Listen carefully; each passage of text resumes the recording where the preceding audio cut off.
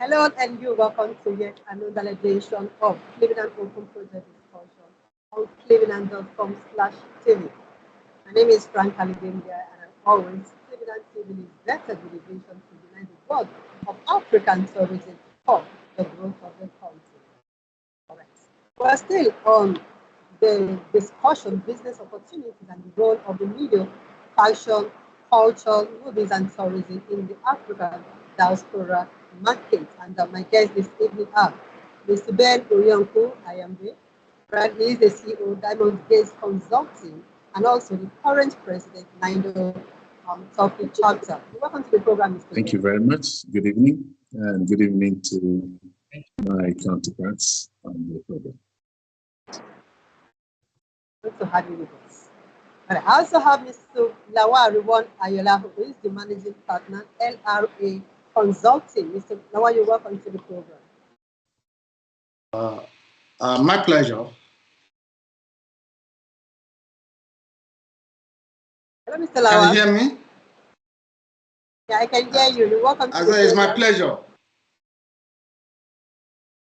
And then last and not the latest, Mr. Emmanuel Frimpong, who is the founding president, African Tourism Research Limited.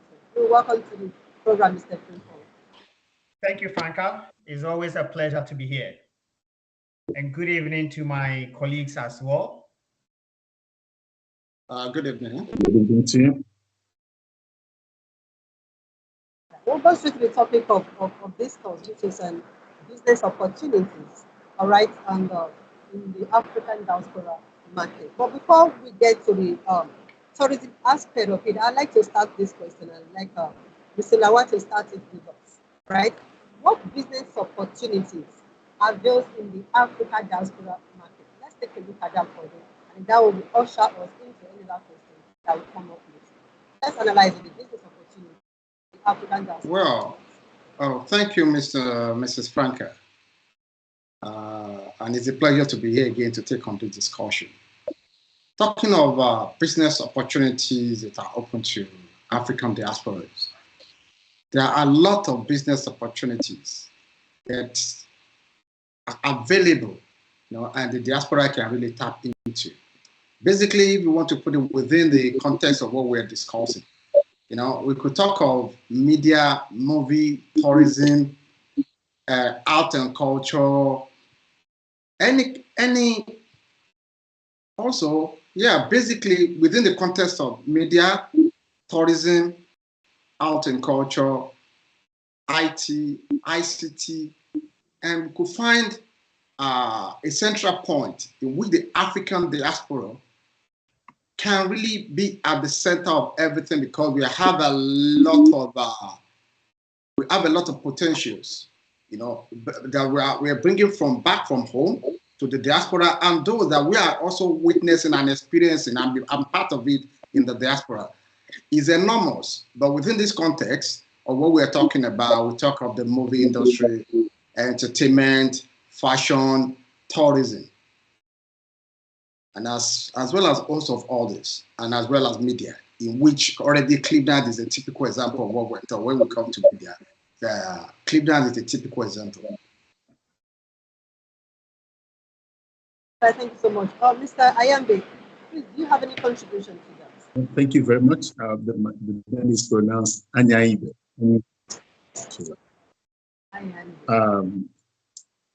Actually, I agree with with my colleague who has just mentioned some of the increase with the diaspora.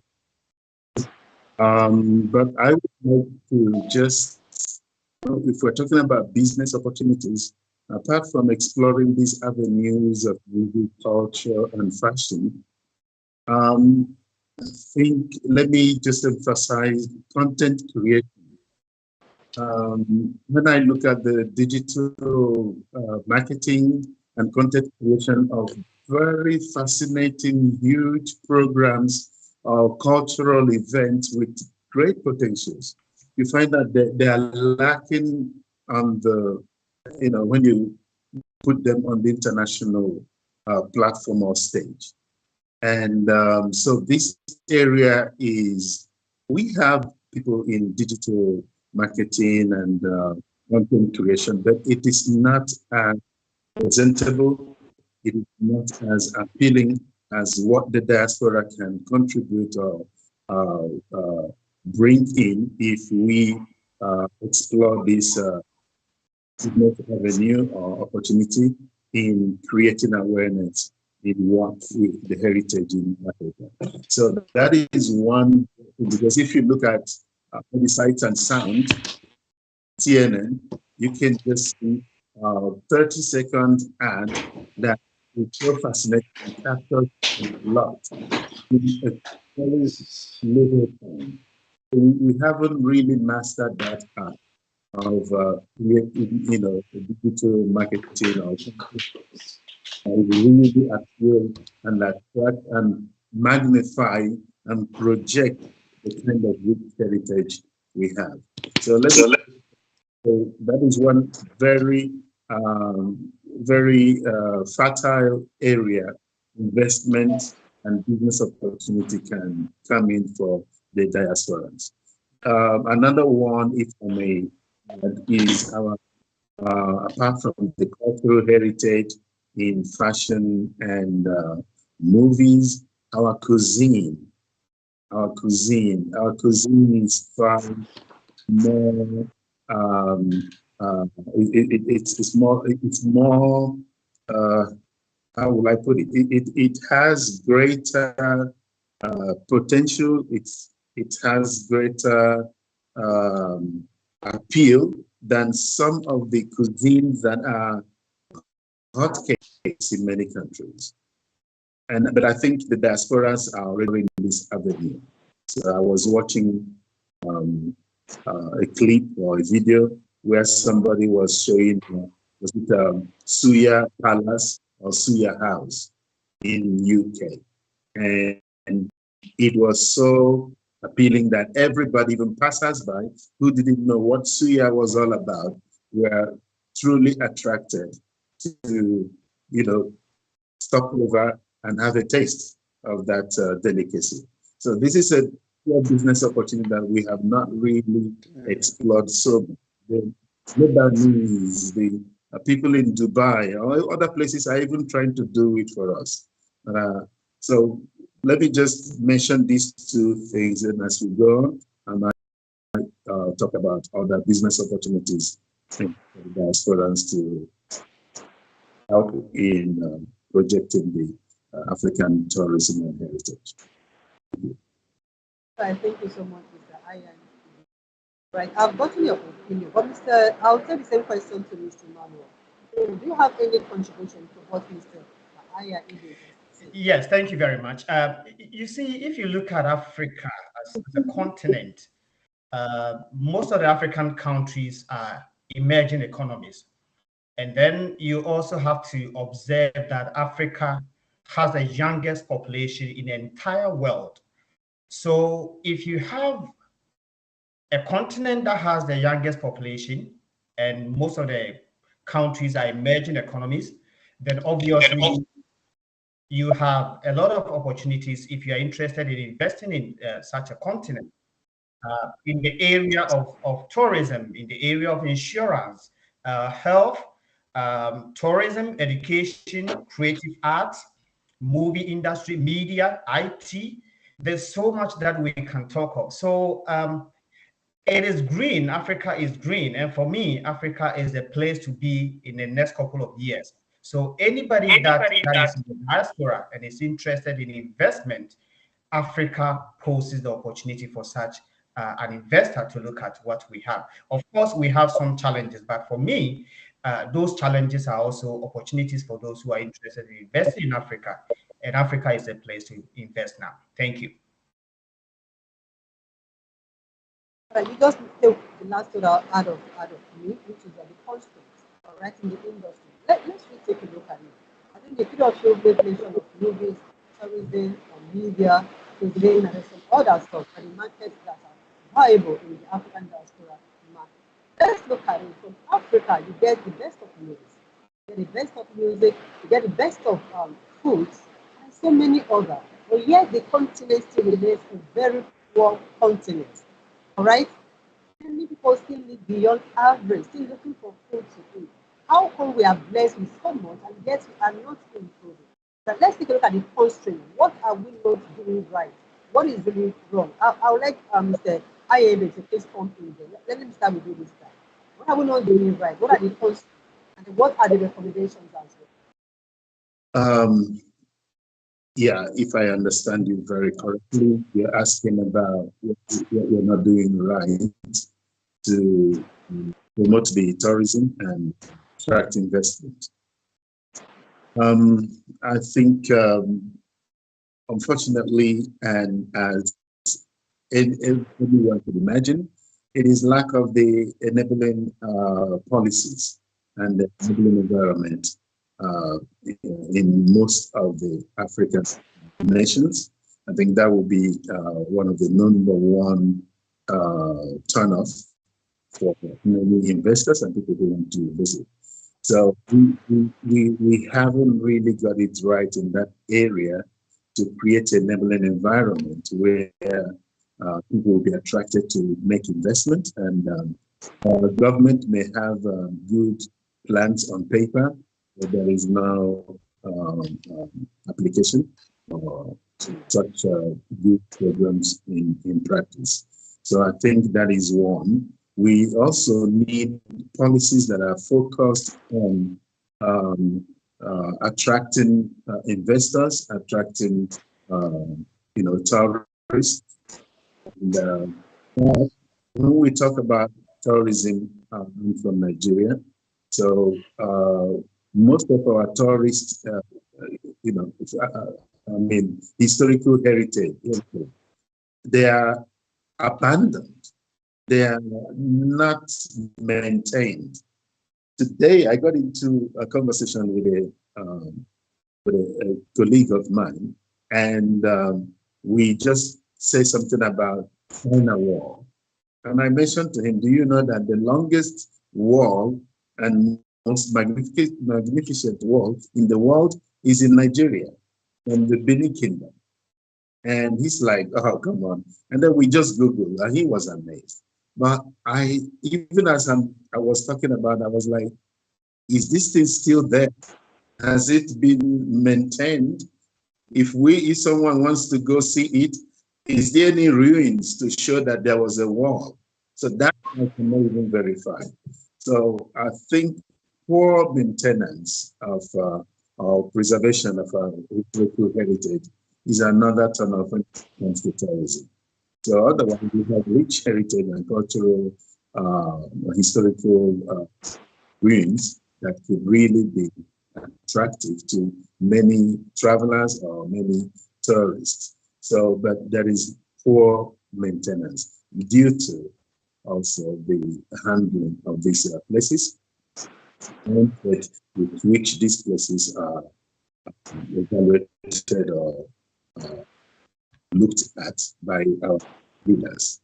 So these two things are the things I would like to point out. Thank you so much. Mr. Lawa, please, thank God you're back. Let's get to hear your view on this. Limitations, the constraints to business opportunities in the African diaspora. Well,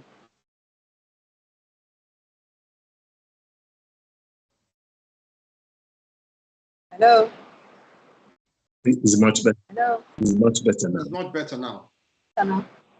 Oh, sorry about that. It's very heavy. Mr. Lawa?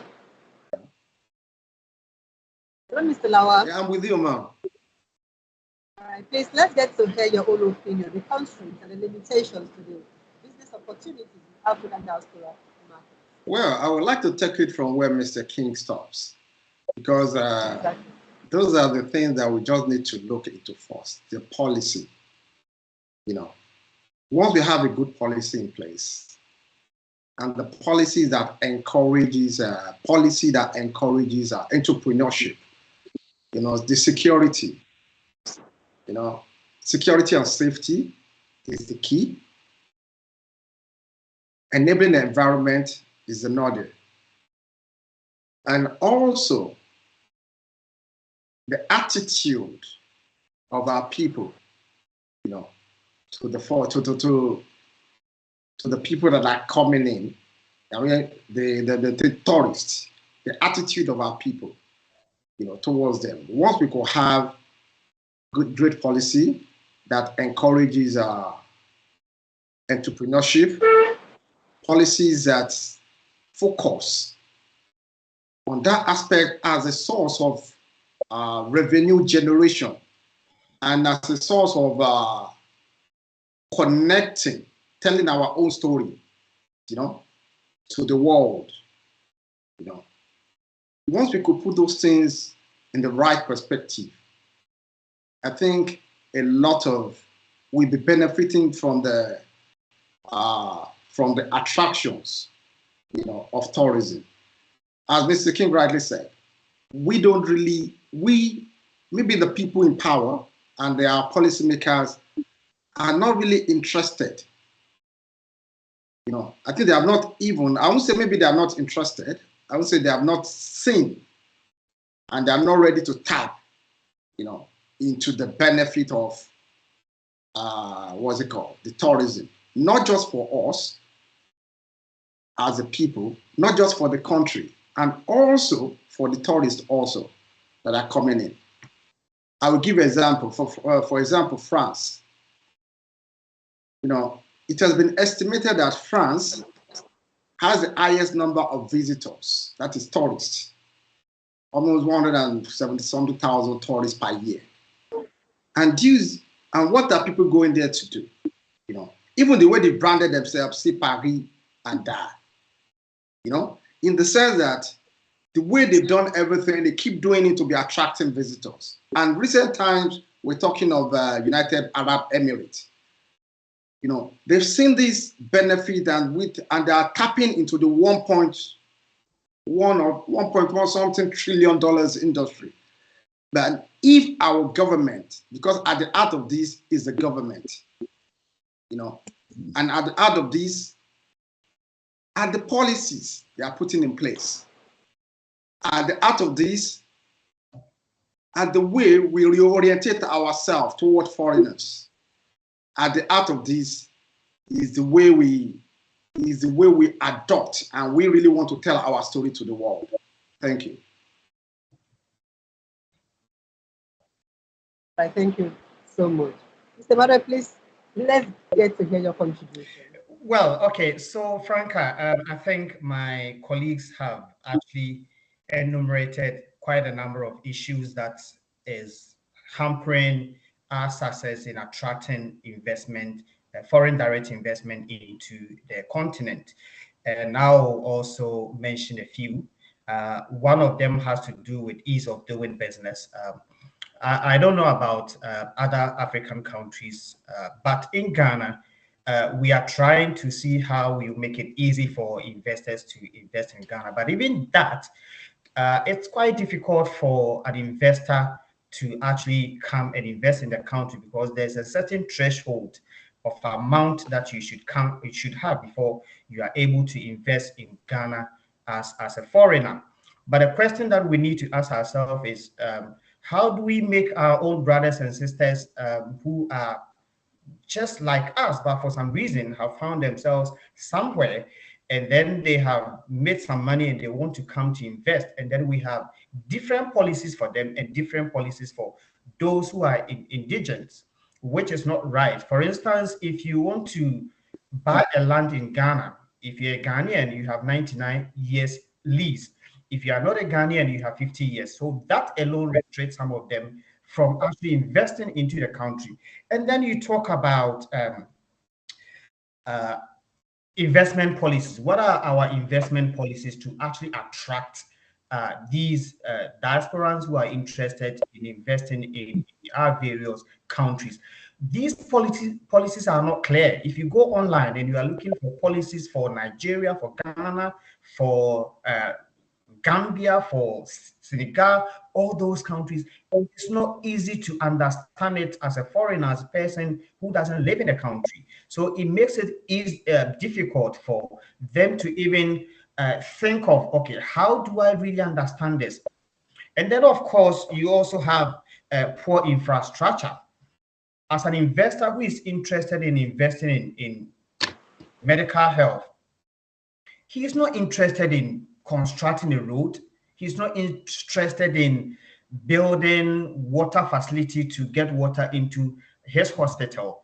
What he's looking out for is that all these facilities are already there, layout, road, water, electricity, all these infrastructural facilities are there so that he comes in to invest. But if these facilities are not there, it becomes a burden for that investor to look at how do I even get electricity? How do I get water? How do I construct road leading to my facility? All these things are some of the issues that we are not doing right to attract the right investors. And of course, the other thing has to do with bribery and corruption. Let's not hide. It is real. In Africa, if you're an investor and you want to invest in Africa, somebody sits somewhere not interested in the fact that you are investing in the country and you are bringing money, you are creating job opportunities for people. They are not interested. What they are interested in is, what do I get for myself now? If I'm not getting anything, I don't care. You can take your investment to anywhere that you want. It's about me. That problem is also one of the things that is affecting us as a people. And then the other thing that I want to talk about is data, scientific data. No investor comes into your country and then the person is now coming to look at data, looking at everywhere, and there's no data to back, scientific data to back what he wants to do. We don't have data as a continent.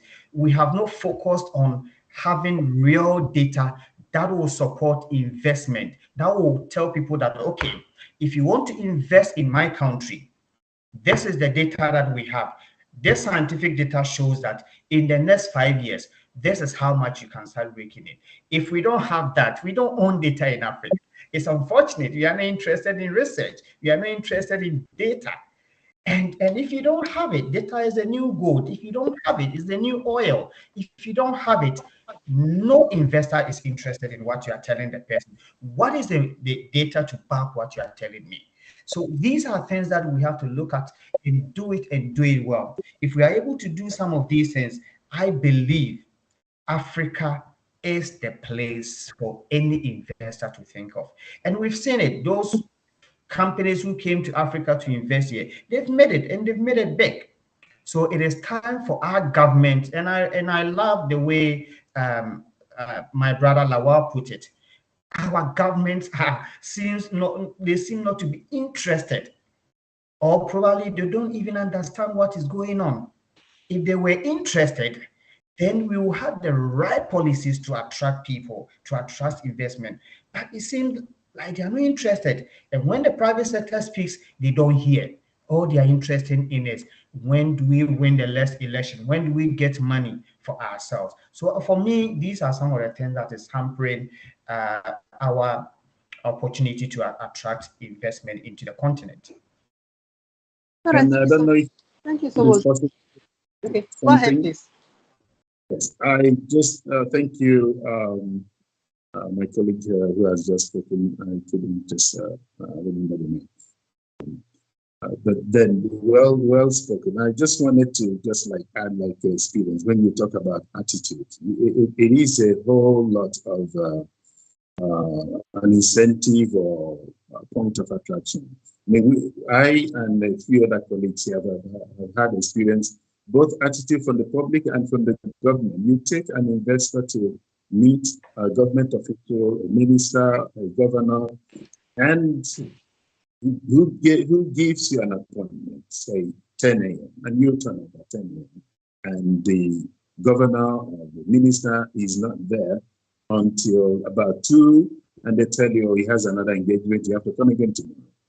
I mean, we thought you gave this invitation, and someone flew all the way. So, and you bring in an investor, someone, to explore some investment opportunity in your country, you become embarrassed. The investor becomes embarrassed. And this is not just one experience. It has happened over and over again. Or then we have had another experience where university wanted to establish a campus in Nigeria to collaborate and have affiliation with other schools or open their own campus in Nigeria. Everything was, done. The land was procured. The village chief was settled, and when it was time to start, the foundation, some youths came and said they have to be settled, and then some other people came, and then before you know, the whole project was killed. So this is to give an example of this kind of attitude, either from the public or from the government officials. And then talking about bribery and corruption, that personal interest is killing a lot of businesses in Africa. So people don't even want development. They don't know what it means to empower the public with the jobs that will be created. It's what I get from it. And lastly, when you talk about data and all that, yes, it's also a very huge problem. And I want to use this opportunity to call on the African diaspora, maybe especially the ones in Nigeria. Every problem, as I have learned, is a potential opportunity for investment. And so I would like to use this opportunity to say, as much as we are spelling out some of these problems, they also create opportunity to make investment. When we talk about data, I think the people with the experience, with the technicality to help to establish, the kind of data that will enable investors and businesses in Japan are really people from the diaspora who can do it better. So it might be a time to call that some of us who are experienced in helping to create the enabling data that will help businesses. In fact, I was talking with a bank manager once when I was in Nigeria, and he told me that there are no maps, not even a map in certain area to know where, what, even streets and all. Now, I think that is changing, but let's take advantage of this opportunity and see how we can explore it to make investment in these areas. There is one thing that I do not get right. I can't really get this thing, all right?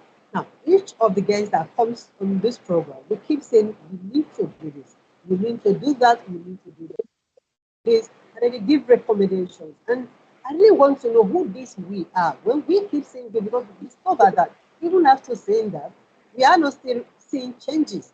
Things still remains the way they are. The same song we are singing now. 10 years ago, we sang the same song.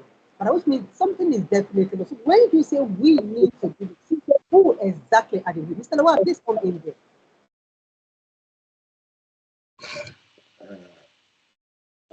Madam Franca, that's a very good. Yeah, I think the necessary departments should start taking responsibilities of this action. So I think even the audience will want to know who are the we.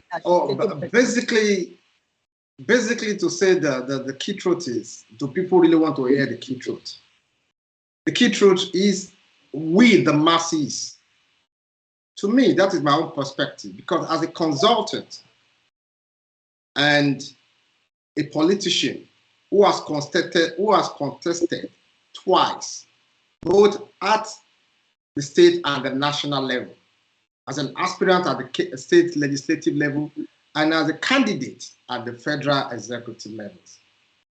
As a member of Nigerian Diaspora and a member of many international consulting firms, I can relate when Mr. King rightly said about the attitude. I did make mention of attitude. I've taken the investors to Nigeria, they were so disappointed. We've taken to, some were quite impressed. But at the end of the day, is come see, come ça. And the key people that drive these are the government, but who elects these politicians? It is we, the masses. And when the masses are just looking for hanging fruits, very low hanging fruits, they are not ready to make the sacrifice to get the best of the best that could drive them. On a good day, if we're talking of institutional void, a lot of institutional void in our country that we from the diaspora can tap into. But in reality, man, it's not that easy. It's not that easy at all. You know, as an entrepreneur, you cannot, if it's not in your blood, you know what I'm saying? You cannot just jump into it that you want to go to Nigeria to invest as a diaspora. You are joking, whether you like it or not. You can try it yourself. Many have tried, but the stories you will hear, most stories we hear on the media, in the social media, are not real.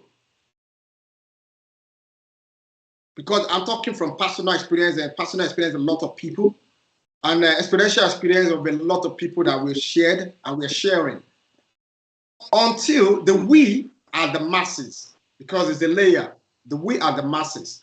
And we elect these people, you know, to go and represent us. We cannot start blaming them because before they even get there, you want to get out of them. Some people sold their property to get there. They did a lot of things. They don't really care, to be candid, I can tell you. And even look at our metropolitan city. Look at the people in the parliament. I'm not trying to downgrade people here. You get what I'm saying? What you give in, you get. Garbage in, garbage out. Exactly. Yeah, these people, they can only give you what they have. That's why you don't blame them. They can only give what they have. And you are having people as a chairman of committees, you know, of a metropolitan city or cities that are aspiring to be metropolitan, you know what I'm saying? And they are not exposed at all. You know, they are just pure politicians. They are, you know, it's quite hard, but I will put it this way. It is we, if we really want our continent to go the way we want it to be, the masses to have a rethink. And also, I will just beg, because I can only beg the politicians, the elected ones, to try. Because when you really look at it as a normal human being, that you've invested this amount of money, you know, people have treated you this way before you'll be able to get this, you know. If I get there, they don't really care. But if you are not in their shoes, you will not know. You'll be blaming them. That is why just all of us, we need to have that. We need to start having the patriotic, you know what I'm saying, focus for development, that we want our country to change. You know, it's not a sprint, it's a marathon. But I believe when we in the diaspora, you know, keep supporting each other, you know, and keep spreading the message, keep doing it, we start getting the breakthrough. I would like to, for example, now, what we are doing right now, this is Clevenard, is in Nigeria. The person conducting this across is on the other side of the ocean. I think the powerhouse is in Europe. You know, our host is in Nigeria. You see the way it's being connected, and we are talking. We that are guests there, we are on different parts of the continent. You know, doing this, spreading this message. You know, when we keep doing this and we keep supporting each other, I think we start to get there gradually. Thank you. I give the floor. All right, thank you so much, and thank you for the compliment on clevenard.com/TV. On our own part, we've been doing our best to make sure we bring out the best, okay, of the African continent, so the diaspora, and trying to showcase viable things here, things that edifies, and not just one that brings down the continent. We are still doing our best, and we'll still rely on you in diaspora to help us keep doing what we know how to do at clevenard.com. All right, I did ask a question to Mr. Lewa when I came on board, and I want an explanation of who the we is. The we doing this, we doing that, we should be doing this and that. I'd like to get a 1 minute explanation of who the we is from Mr. Emmanuel. Well, I think Lawa has spoken at length, but I'll put the we into three perspectives. The private sector, of course, the general population is there, but the private sector, government, and then academia. Private sector, because the private sector has the power to make things happen. Government doesn't employ a lot of people. It is the private sector that employs a lot of people. And unfortunately, the private sector has also bought into the government's idea because we want quick returns on our investment. So we want to pay the bribe to make it quick and get our money.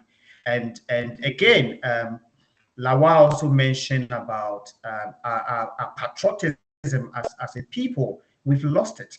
As Africans, I find it very sad. We've lost it. We've lost that neighborhood that we had, neighborliness, the brotherly and sisterly friendship that we had, that you are my brother's keeper and a neighbor's child is my own child. That thing, we've gradually lost it. So because of that, what we are interested in is what I get as a person, not the community. So the private sector should think again. If I invest as a private sector, what is motivating me to invest? Is it just because of the profit that I make, or because I want to better my community? So the private sector should think again. And then the government, again, Lawa also talked about the role of the government needs to set up.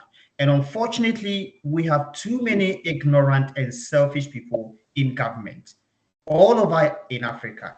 Too many people in government are totally ignorant and they are selfish. So that is also playing into the whole thing. And academia, I get worried. We had an educational institution that was given to us by somebody somewhere with the intention that we become just producers for them. And we have held on to this kind of educational system that is not helping Africa to develop. We still have an outmoded way of educating our people. So somebody finishes university and is good for nothing. You can't get this person to do a lot of things on their own. They are depending on people to help them to do things. So academia should also begin to look at our educational structure. How do we train young men and women to be independent thinkers, to be people who can innovate, to be people who can bring ideas on board, not to depend on others, but to think deep into things and then create opportunities for themselves and for others. Educational system is not helping us. So I'll be looking at these three people: the private sector, the government, and academia. Thank you. All right, thank you so much, Mr. Emmanuel. All right, we are like trying to know who the we that will effect the change in Africa. Mr. One made mention of the people. Mr. Emmanuel, you made mention of the government, the private sector, and academia. Right, Mr. Ayambe, you are the Niger president, all right, the Niger chairman in Turkey. And if I'm getting this right, I realize that the reason the former president Obasanjo initiated the concept of NIDO, all right, was to bridge the gap between Nigerians in diaspora, all Africans in diaspora, and with the ones back home, right? But now, are we really seeing the objective of the creation of that NIDO being put into play? I don't think we are, but I'd like to get your opinion on that. What is the role of the NIDO in making sure that this exchange of ideas, definitely we'll come to the media, the role of the media, but let's get to hear the role of NIDO in creating this positive system. Thank you very much. That very important, very good one. But let me just retreat a little back to talk about the we, because I agree with Mr. Lawal and Mr. Manuel's emphasis on the masses and then the person, the private sector. But it's not like we are. I just want to hammer the aspect of the government as the we. I think sometimes our leaders, whether you got to the office through the right or crooked means, that power is in your hand, because some of them, they travel. You meet them in Europe or in the US or places like here in Turkey. The story is the same thing. They are either coming to squander the money or talk things that doesn't really connect, or some of them have their, they can say the right things, but they're not doing the right thing. They're not willing to, they don't have political will to do this thing. So I think it is high time that our leaders, when you are in that position, it's high time they turn the new leaf and just allow progress to take place in the system. If they even allow some of this investment, some of this progress, then we will even be richer. They will even make more money. There are investors that can give you 5-10% if you want for life, as long as that company is existing. But instead of blocking progress, let them allow, willing investors, willing programs and projects to be well implemented. This victimization, when you are a politician, victimization against a tribe, against your political enemies, it is high time it stop, because some of them are facing humiliation and uncomfortable situation when they travel out. Okay, that is that. On the essence of which was actually published to bridge the gap, as you rightly mentioned. I think everything we're talking about, the dynamics of either the policy backbone or the leadership from neither commission, everything has been politicized. And this is kind of strangling or making it difficult to actually focus on realizing that main objective or goal for which neither is established. So I am not in the right place to categorically render neither a failure or a success. My superiors will call me for this. But I want to say that to be honest, NATO has not really been playing the role for which it is established effectively. The bottleneck done, it's partly the Nigerian factor, which, when you have organization, people are watching and waiting until you score a huge success before they can become part of it. There are people in the diaspora who feel, a greater than thou kind of attitude. So they see themselves as bigger than idol, and they don't want to be part of it. And these are people with valuable technical skills or potentials to make the objectives a success. And there are some political policies that are not really helping or encouraging the diaspora to contribute meaningfully. So this is the observation I would like to share for more. But I think the struggle continues, and we are working towards seeing how the skills, the experiences, and the technical know-how that are expected from the diaspora to the country will be harnessed, in order to achieve the main objectives. And I would like to add that individual chapters are doing something like here. We have had 2 investment summits where we bring business people from Nigeria to meet investors from here and vice versa. And we also have had a program of encouraging entrepreneurs who are showcasing their business potential or plan to get investment. So on a chapter level, I think the diasporans, some are doing something I know about in other countries. When we cannot do it as a corporate body, there are chapters that are really doing their best to contribute to the overall objective goals. I think that is explanatory enough, and I will want to let us go over to the constraints, the limitations, and all that. All right. Now, somebody did mention, I don't know whether Mr. Lawal or Mr. Emmanuel, about the ignorance of the people, the ignorance of the private sector, and the Latin is ignorance of the people in government. All right. Now, that's where the media is supposed to come in. All right. As an information or the eyes and the ears of the people. Right. So now, considering this and taking a look at what the media should be doing to rectify most of this, is to be able to bring out messages that will effect change in the people and in the private sector and even the government as well. What do you think the role of the media should be? How should we begin to do it? Mr. Emmanuel, please. Are we living, as media living up to its responsibilities?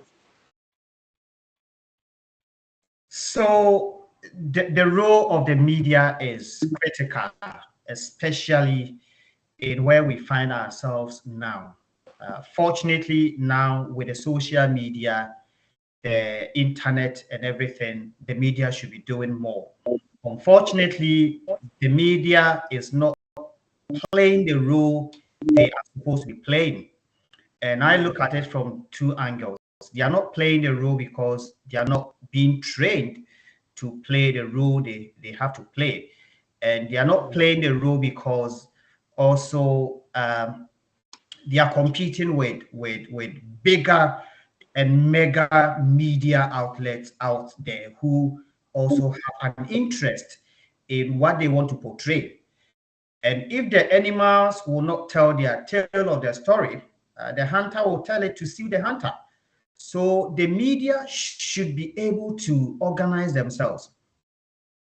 Media in Nigeria, media in Ghana, media in anywhere in Africa should be also able to come together as media in Africa and then decide that, look, enough of telling bad stories, hunger, people killing themselves. If you go to United States alone, one city, the number of people that are killed in a day is probably far more than the number of people that are killed in the entire Africa in a month or a year. Yet they decide to talk about what they are doing.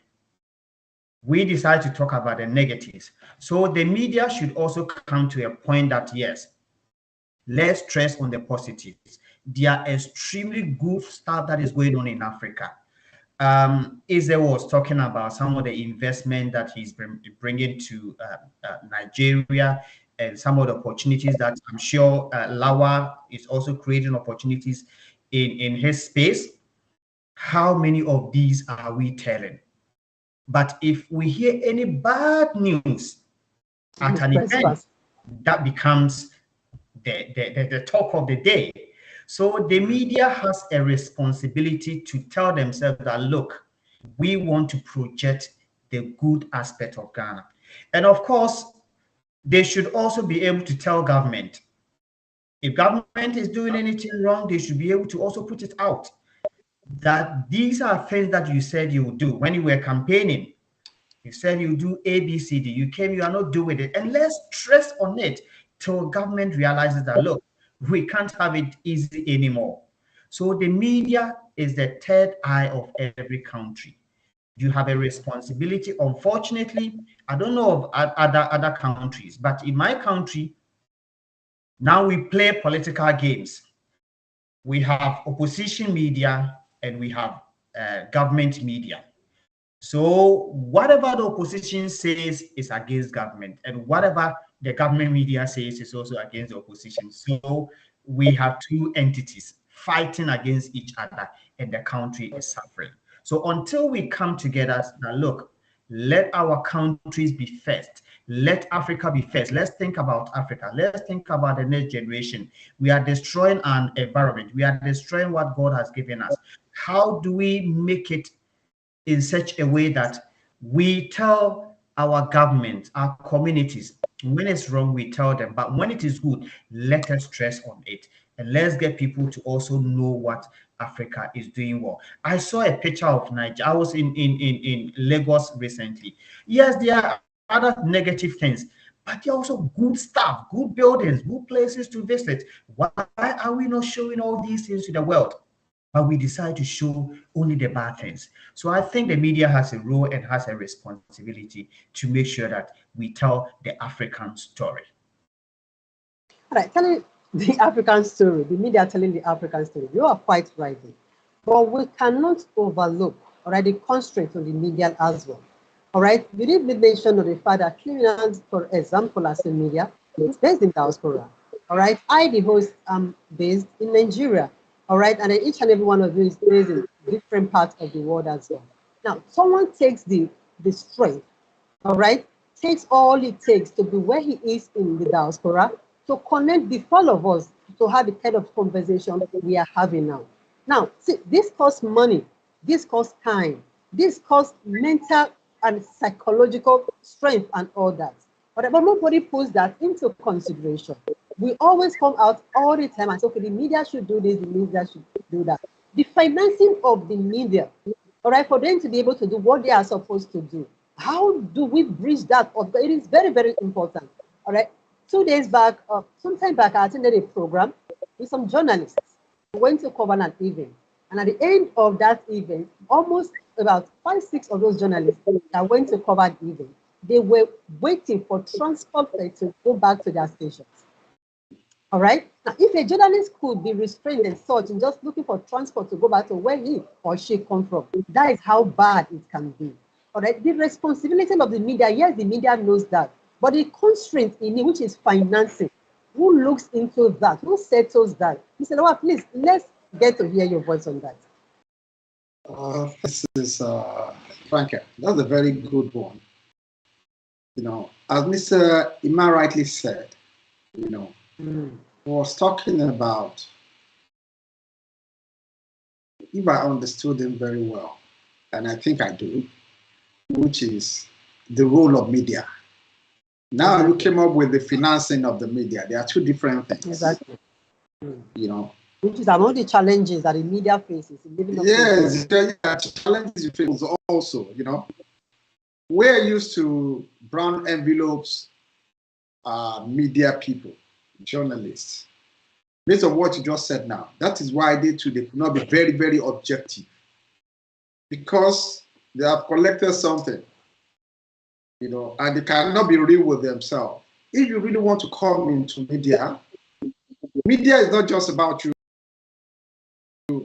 talking on the, you know, writing stories and all that. As our chair, Nido Chairman rightly said, content creation.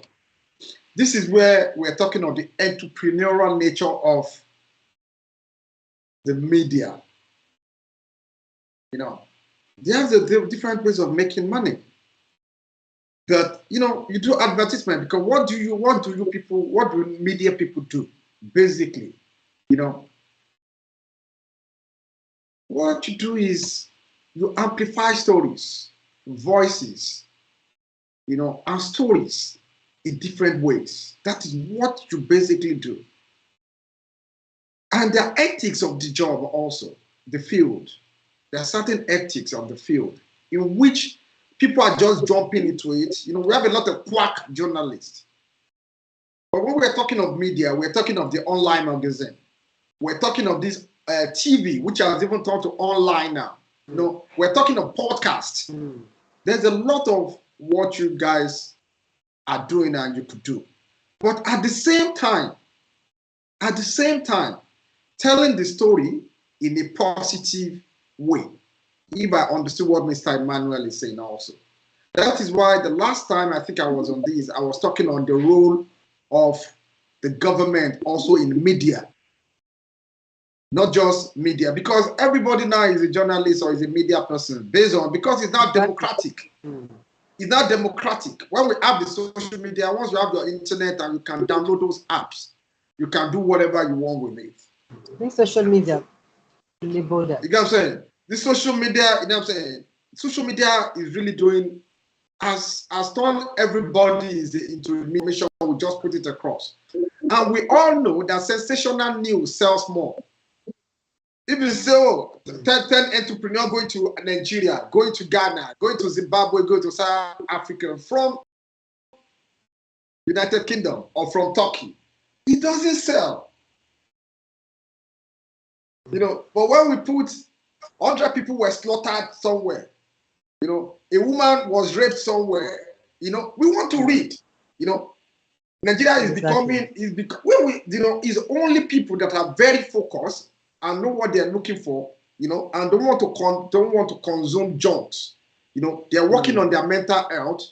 That tends to focus on the main news. But we know how media works, and media too, you know, your role, as much as you're talking on the entrepreneurship aspect of it, for you to be a media person, real what we're talking about, you must be an entrepreneur. Exactly. You get what I'm saying? That is why we encourage, okay, like us now, come to try to advertise, do advertisement on Cleveland, promote any network you can, you know, you can use to connect, because everything costs money. Even we that we're speaking now on a good day, we're supposed to be paid for our time. You know? You know, but basically moving forward, the key thing is you are creating content. The content we just discussed about. Yes. I mean, you want to be paid for creating content for the good of the people. It's not about, you know, madam. Basically, when we're talking of getting paid, you get what I'm saying? When it's really flowing the way it's supposed to be flowing, nobody cares. But if it's not flowing, it's one-sided. You get what I'm saying? If you are not really making enough resources to promote this and get this thing online for people, people will not be having what people will not have the wealth of experience, will not be able to share this wealth of experience we're sharing with people. You know? And you too will not be here to do this. But what I'm trying to say is the role of media, you get what I'm saying? Your role should not be compromised. You know what I'm saying? And as entrepreneurs, there's a lot. Content creation, production studio, digital platform, and all this, you could do that to be using to make money as well to we promote. But we all should sell the positive side of our story. Though we might be selling, we might not be telling the half truth, but we should be telling the truth. And also let people know, you know, this is not the way it is. A lot of people now, even as an African, if you have some people, I was in Turkey one day because Turkish airline is my favorite airline. I got lost at their 2 years ago. I got lost at their new airport. You know, and I was sharing it. You know, when I was coming back, you know, I overstayed and I was sharing what I saw. I saw the fleet of flights at their tarmac. I was recording. I always do that, you know, because I always stay overnight. I always have a transit stay overnight in Turkey whenever I'm traveling. Or come to our own airport. It's far better now, the one in Lagos. You know, we have to start selling it too. When I saw that, we have to start, we have improving. It's not only the negative we will be selling to people. You know, that is the role. Media has also, like talking now, they have really used media, you know, to really promote the positive, the tourism.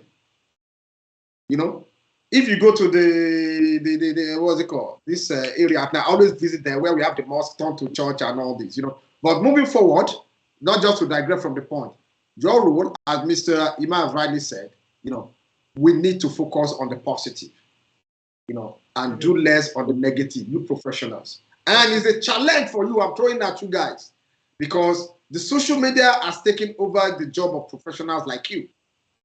How do you people work around it to ensure that you people are telling their negative activity? Thank you. All right, thank you so much. And I think Clevenard.com is up to the task exactly what we are trying to do here, to bring out the news, the best of Africa to the diaspora and then to the entire universe. But in all, we still need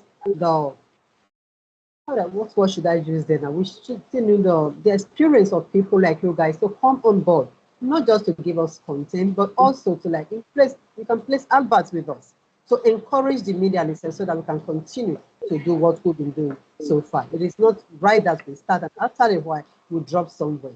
Your effort, little effort, no matter how it can be, can go a long way.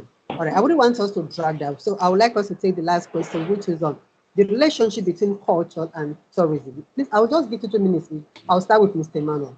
Then, so please, Mr. Emmanuel, the relationship between culture and tourism. Well, you can't, especially in the African continent, you can't really have tourism without culture, because we are a people of culture.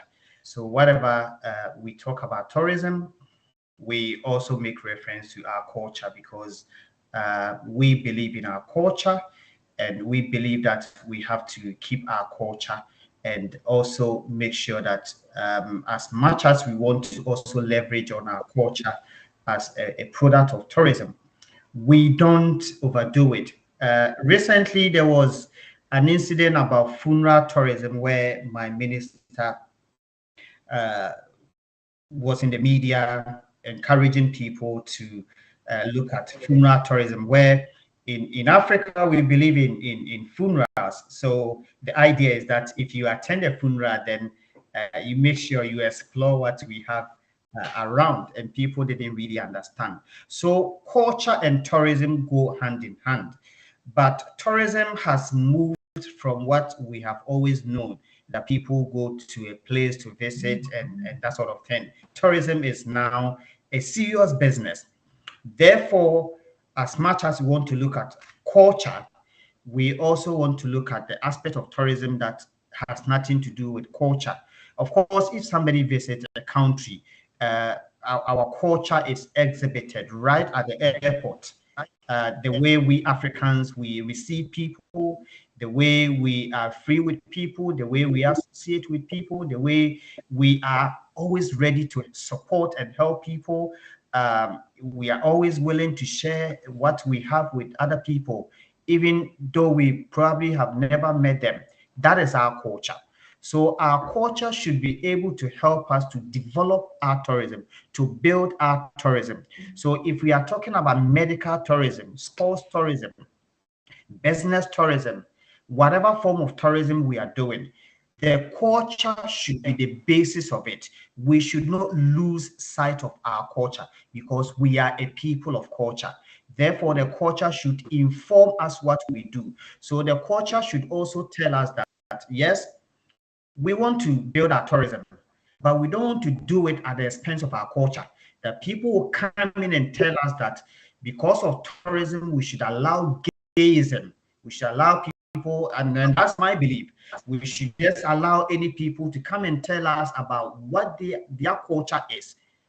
I don't have any problem with anybody who wants to practice anything, but we should be able to tell them that this is our culture.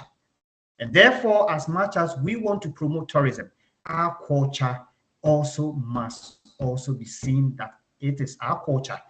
And you cannot come and tell us that we should leave our culture because of tourism and take something else. So culture and tourism go hand in hand, and we need to be able to look at where we blend and where we also separate the two. Else, we will miss it and ourselves as a people.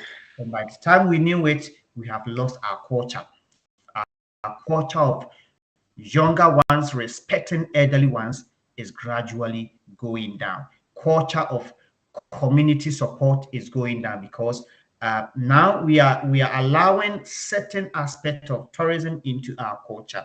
People come in and they gradually introduce their culture into our culture, and then we diffuse them and we get lost. So for me, the two go hand in hand, but at a point we need to be able to break them. Thank you.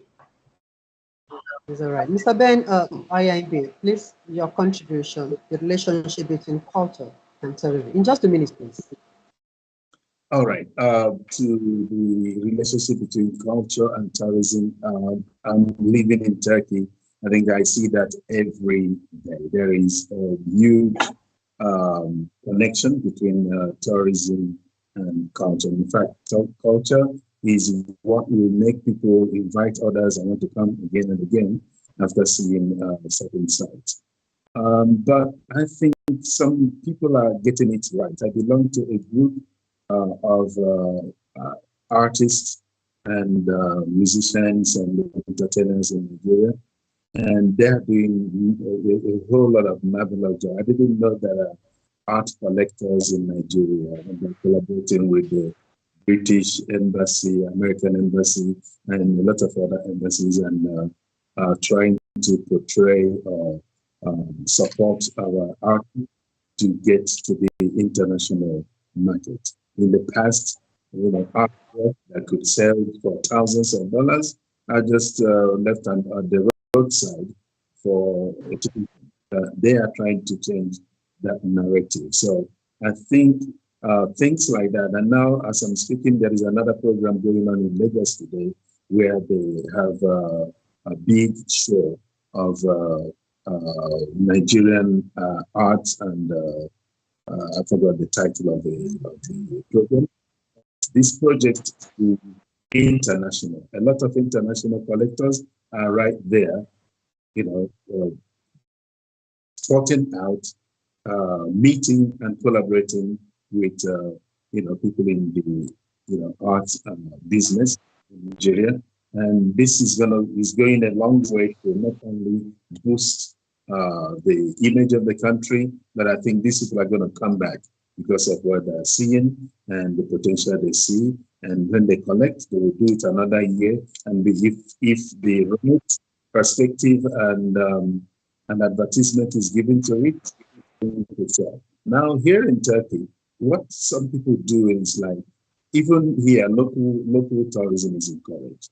I think for Africa, we may even start like go local, encourage local travelers or visitors, even within ourselves. Just last September, medical tourism expo was held, and in the medical tourism, a very famous person was given opportunity to do their wedding. So it's an evening extra activity for the exhibitors who are at that program. And then there was jollof rice competition or exhibition in between the whole thing. So they are combining medical tourism expo infused with the African culture, not only to promote medical tourism, but also give this people a sense of our cultural heritage. And here in Turkey, like people from the East come to the different cities to exhibit, and a whole lot of noise is made about it. The media covers it, and they just promote food and food culture from different parts of the world. So, but for Nigeria especially, I think we are at the verge of making it happen if we can harness the potential of our Afrobeat artists, our actors. If we can harness them, I think we can, sell our heritage without themselves inviting their counterparts, organizing a tour for just one big artist. You remember 2 months ago, one of the richest men in the world said something about Nigeria, that if you want to see solid homes, you go to Nigeria. That the homes in America are not to be compared with the kind of solid, concrete-built, well-designed homes in Nigeria. That kind of advertisement alone can easily be rallied around by people in music or our own famous people, or even our government. Just invite one powerful figure in the world and get them to highlight a piece of our heritage. And that can go a long way to helping and improving and contributing to promoting tourism in our country. And I thank you for that. Honorable Ayola, please your contribution on relationship between culture and tourism. Well, basically, to me, when we're talking about culture, and do we understand that? For me, the understanding is that tourism, the sector, It's just a market for cultural understanding and appreciation. You know, whatever we now fix into it now differs. You know, now start segmenting it as medical, these, and these. You know, tourism is visiting. It's just to connect. It's an opportunity to celebrate the interconnectedness of cultures, not imposition of certain culture upon one. You know, as each of these the Western world are doing now, it's not even their culture, their own culture, what, you know, they are trying to impose on us. That is another topic for another day. It's not in their own culture. Exactly. You know, it's just some people that decided, you know, trying to look for something different, and they really want to promote it. And they want us to go along that way. But thank God, some of our African leaders are waking up to the reality. They are understanding and identifying themselves, knowing themselves. You know. However, moving forward, I think tourism is just a platform to sell culture. It's a platform we're using to sell our culture. You know what I'm saying? To celebrate our interconnectedness. To show, you know what I'm saying, what we have, you know, to other people. And to understand that this world is quite small. And we are one way or the other interconnected in different ways. But over years, we, for one reason or the other, you know, they've been able to divide us, you know, in several ways that showing us that we are not even connected. But moving back to the past, because in doing tourism, in being a tourist, when you go to another location to see what they do, it could be internal, external, local, national, or global, international. It could be when I moved from Lagos to go to Kano to see the beauty, one of the ancient, most, you know, the oldest cities in the world. Story, you know what I'm saying? You're moving.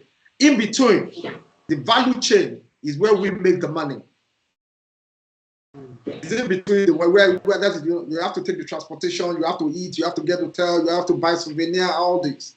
You know, this is where we make the transfer of resources from one exchange of resources from one place or the other. You know, tourism itself is an avenue, is a channel, is a sector to sell our stories. And I rightly said, the media is the platform. Because what you do, you are amplifying voices, sharing stories. BBC, the country that really wants to move, they really understand it, have been tapping into it over a long period of time. BBC, UK, they will use BBC. US, they will have the political ones they use, and they are, you know what I'm saying, they use in promoting. United Arab Emirates, Qatar, Russia, all this, they have their media, they are using it in selling their stories. We have our own, which is NTA. But what have they done? They are still like, okay, I'm still watching the same NTA. I'm sorry to say this, but okay. But they have been really improved. I would rather put it that way. But a lot could be done. Thank God. You guys, the private sectors, have really seen the institutional world, and you are feeling into it. And it's now making our own to run, you know, they are giving them the challenge. They are being challenged now to scale up their, you know, to scale up their game. However, they still have a lot to do because they are not even closer to what you private sector, the entrepreneurs, the world you are fitting, they are now trying to catch up with you. Conclusively, I'm just trying to say that tourism is a heart of selling our narrative or anybody's narrative, any country. That's the way they sell the narratives and provide resources to the world. The way you present yourself is the way people will really accept you. Thank you. Exactly. And I thank you so much, gentlemen. Thank you for honoring our invite to lend your voice to this topical issue. Mr. Ben Yenko Ayaibe. Thank you so much for being my guest this evening. Pleasure. See you. All right, Honorable Lawa Rewan Ayola, thank you for being my guest this evening. My pleasure, sir, ma'am. Always my pleasure. You know that. Thank you so much. And then Mr. Emmanuel Frimpong, thank you so much for lending your voice as. Thank you for having me. Mr. Emmanuel, yeah, I will still be your, maybe I'll still be your, you'll still be my host in Ghana. And when I'm going to Africa, I will, you know, as I earlier mentioned, Turkish airline is my favorite. All right. Next time. All right. I will see my Nido chamber. Let's stop this part one of the interview first, then we can go to part two of it. Thank you. All right, thank you so much once again, and please don't forget to sign up with us on www.clevenard.com. Thank you so much. My name remains Franca Idemudia. Do have a blessed day. Thank you. Thank you.